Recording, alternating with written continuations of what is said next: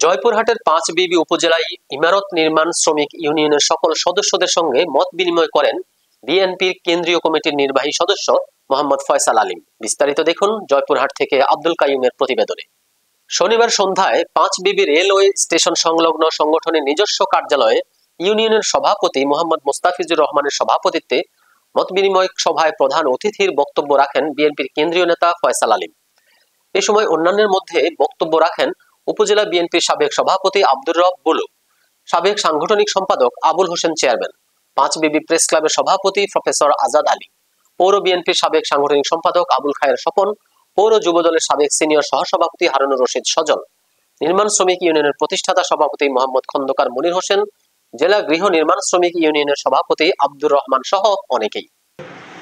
আজকে এই ইমারত নির্মাণ শ্রমিক করেছেন বা ওনার সাথে সমসাময়িকভাবে ছিলেন এবং আজকের এই অনুষ্ঠানের শ্রমিক ইউনিয়নের সভাপতি, সবাইকে জানাই আমার সালাম, আসসালামু আলাইকুম। আজকে যেভাবে আমরা জয়পুরহাট হিসাবে আজকে ৫ বিবি ইমারত নির্মাণ শ্রমিক ইউনিয়নের সাথে আমাদের এই মত বিনিময়। ইতিমধ্যে ৫ বিবিতে ছাত্রদের সাথে আমরা ২-৩ বার বসেছি, কেমন ৫ বিবি দেখতে চান শীর্ষক আলোচনা অনুষ্ঠান করেছি।